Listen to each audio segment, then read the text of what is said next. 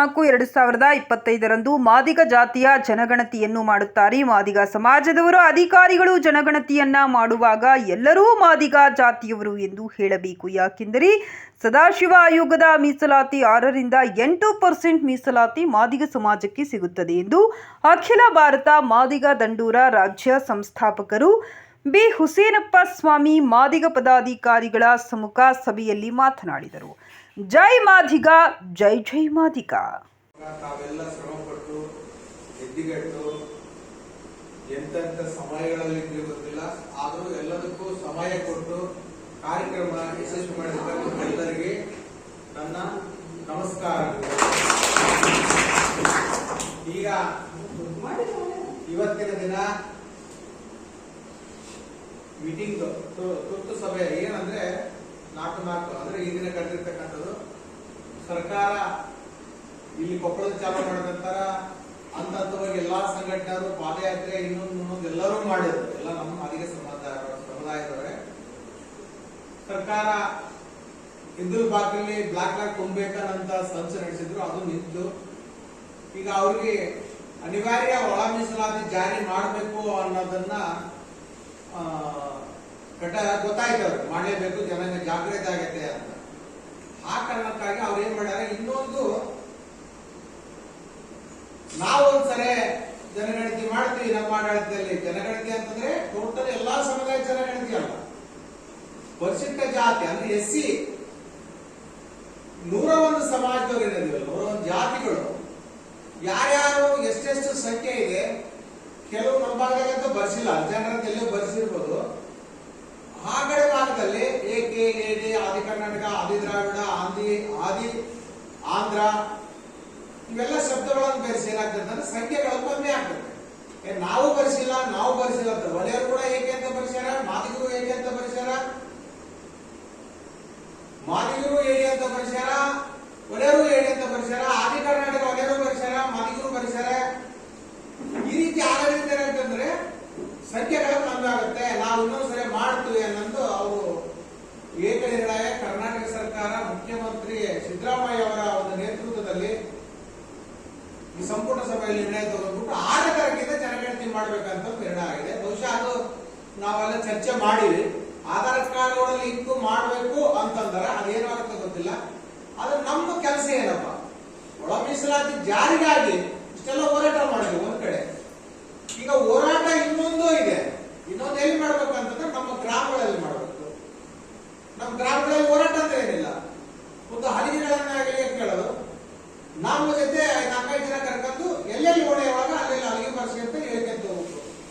ನೋಡವಾಗ ನೀವು ಮಾದಿಗನ್ನ ಶಬ್ದ ಬಿಟ್ಟು ಬೇರೆ ಏನು ಬರ್ಸಬೇಡ್ರಿ. ಯಾವ ಅಧಿಕಾರಿಗಳು ಬರ್ತಾರೆ ನಾಳೆ ಕೇಳಾಕ, ನಿಮ್ ಜಾತಿ ಯಾವ್ದು ಅಂತಂದ್ರೆ ಮಾದಿಗ ಸಮಾಜ, ನಿಮ್ ಜಾತಿ ಅಂದ್ರೆ ಮಾದಿಗ ಸಮಾಜ ಅಂತಾನೆ ಬಳಸಬೇಕು. ಬೇರೆ ಹರಿಜನ ಗಿರಿಜನ ಯಾವ್ದು ಇನ್ನೊಂದು ಬಳಸಬಾರದು.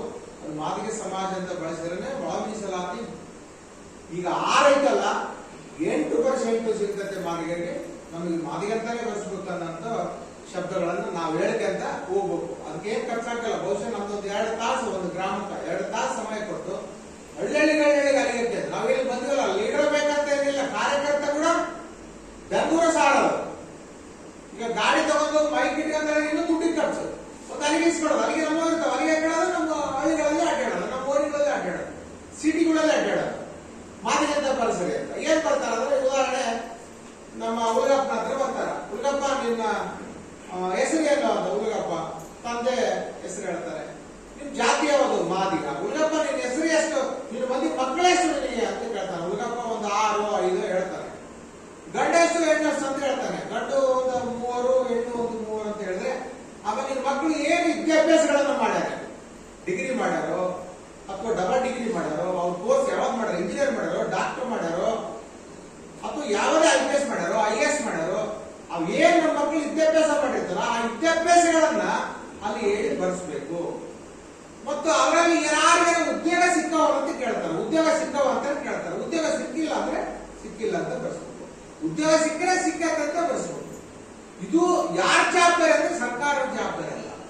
ಸರ್ಕಾರ ನಮ್ಮ ಜವಾಬ್ದಾರಿ. ಸರ್ಕಾರ ಕಳಿಸ್ಬಿಡ್ತಾರೆ ಅಧಿಕಾರಿಗಳನ್ನ, ಯಾರು ಬರ್ತಾರೆ ಗೊತ್ತಿಲ್ಲ. ಆಮೇಲೆ ಅಲ್ಲಿ ಇದೇ ರೀತಿ ಹೇಳಿ ಬರ್ಸಿ, ನಮ್ಮ ಸಂಖ್ಯೆ ಬರ್ಸಿದ ಮೇಲೆ ಪಕ್ಕದ ಮನೆಯವ್ರದ್ದು ಕೂಡ ಹೇಳಿ ಅವ್ರದ್ದು ಬರ್ಸಿ. ಆಮೇಲೆ ಒಂದು ಸಮಸ್ಯೆ ಏನಂದ್ರೆ ಊರು ಬಿಟ್ಟು ದುಡ್ಕೊಂಡು ತಿನ್ನಕ್ ಹೋದಂತ ಜನರಿಗೆ ಏನಾದ್ರು ನಿಮ್ಮ ಊರಲ್ಲಿ ಅವ್ರಿಗೆ ಫೋನ್ ಮುಖಾಂತರ ಬರಿ ಅಂತ ಹೇಳಿ, ಊರಿಗೆ ಬರೀ ಜನಗಣತಿ ಐತಿ, ಜನಗಣತಿ ಆತಂದ್ರೆ ನಮ್ಗೊಂದು 8% ಮಾದಿಗ ಸಮಾಜಕ್ಕೆ ಸಿಗುತ್ತೆ. ಯಾಕಂದ್ರೆ ಸದಸ್ಯ ಆಯೋಗ ಮಾಡಿದ ವರದಿ ಇಲ್ಲಿಂದ ಮತ್ತೆ 20 ವರ್ಷ ಮೇಲೆ ಆಯ್ತು. ಈ ವರದಿ ಈ ತರ ನಮ್ಮ ನಾಗಮೋಹನ್ ದಾಸ್ ಆಯೋಗ ಏಕಪೀಠ ಆಯೋಗವನ್ನು ಜನಗಣತಿ ಮಾಡಿದ್ರೆ ನಮ್ಗೆ 8% ಮಾದಿಗೆ ಸಿಗುತ್ತೆ.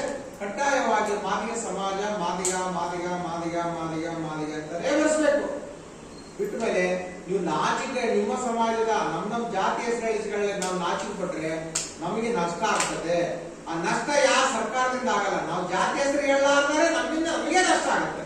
ಅದಕ್ಕೆ ನಾವು ನಷ್ಟ ಪಡೋದಕ್ಕಿಂತ ಸುಖ ಪಡಬೇಕು. ಹೋರಾಟ ಮಾಡಕ್ ಇಲ್ಲಿಂದ ಅಲ್ಲಿ ಒಬ್ಬೊಬ್ರು ನಾವು 2000 3000 5000 ಗಾಡಿ ಕಟ್ಟಿಗೆ ಹೋಗಿ ನಮ್ಮ ಸ್ವಂತ ದುಡ್ದು ಕೂಲಿಯಲ್ಲಿ ಖರ್ಚು ಮಾಡ್ಕೊಂಡು ನಾವು ಕಾರ್ಯಕ್ರಮಕ್ಕೆ ಹೋಗಿ ಬರ್ತೀವಿ. ಆ ಕಾರಣಕ್ಕಾಗಿ ನಮ್ಮ ಹಳ್ಳಿಯಲ್ಲಿ ನಮ್ಗೆಲ್ಲ ಅವ್ರು ಮಾತಾಡೋಲ್ಲ, ದೊಡ್ಡಪ್ಪ ಮಾಡಲ್ಲ, ಚಿಕ್ಕಪ್ಪ ಮಾತಾಡೋಲ್ಲ, ಯಾರು ಮಾತಾಡಿದ್ರೆ ಪ್ರತಿಯೊಂದು ಮನೆಗೆ ದಂಗರ ಸಾರಿ ಅಲಿಗಕ್ಕೆ ದಂಗರ ಸಾರಿ ಬರ್ರಿ ಅಣ್ಣ ತಮ್ಮಂದ್ರಿ ಮಾದಿಗ ಸಮಾಜದಲ್ಲಿ ಕೇಳ್ರಿ, ಅವ್ವಂದ್ರೆ ಕೇಳ್ರಿ, ಅಣ್ಣ ಕೇಳ್ರಿ, ಅಕ್ಕ ಕೇಳ್ರಿ, ಈ ರೀತಿ ಇದೆ. ಜನಗಣತಿ ನಿಮ್ ಮನೆಗೆ ಬರ್ತಾರೆ, ನಿಮ್ ಡೋರ್ ಬರ್ತಾರೆ, ಮನೆಗೆ ಬರ್ತಾರೆ, ನಿಮ್ ಎಷ್ಟು ಸಂಖ್ಯೆ ಐತಿ ಹೇಳ್ರಿ, ಮತ್ತೆ ಏನ್ ಓದಿರಿ ಹೇಳ್ರಿ, ಉದ್ಯೋಗ ಹೇಳ್ರಿ, ಉದ್ಯೋಗ ಸಿಕ್ಕಿಲ್ಲ ಅಂದ್ರೆ ಹೇಳ್ರಿ. ಈ ರೀತಿ ಹೇಳಿದ್ರೆ ನಮ್ಮ ಜಾತಿ ಬಹುಸಂಖ್ಯೆ ಆಗುತ್ತೆ. 8% ನಮಗೆ ಸಿಗ್ತಕ್ಕಂಥ. ಯಾಕಂದ್ರೆ ನಾಗಮೋಹನ್ ದಾಸು ಒಂದ್ಸರಿ ಸಾರ್ವಜನಿಕ ಅವರು ಸಭೆ ಮಾಡಿದಾಗ ಅವ್ರು ಖುದ್ದವಾಗಿ ಹೇಳ್ಬಿಟ್ಟಾರೆ, ನೋಡ್ಸಮ್ಮಿ ಜನಗಣತಿ ಮಾಡಿದ್ರೆ ನಿಮ್ ಮಾದಿಗೆ ಆಗಲ್ಲ, 7-8% ಸಿಗ್ಬೇಕು ಅನ್ನೋದು ಅವರೇ ಹೇಳಿದ್ದಾರೆ.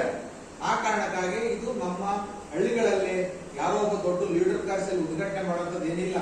ನಮ್ಮ ಹಳ್ಳಿಗೆ ಅಲ್ಲಿಗೆ ಹಾಕಬೇಕು ಹೋಗ್ಬೇಕು. ಇನ್ನೊಂದು ಅಲ್ಲಿಗೆ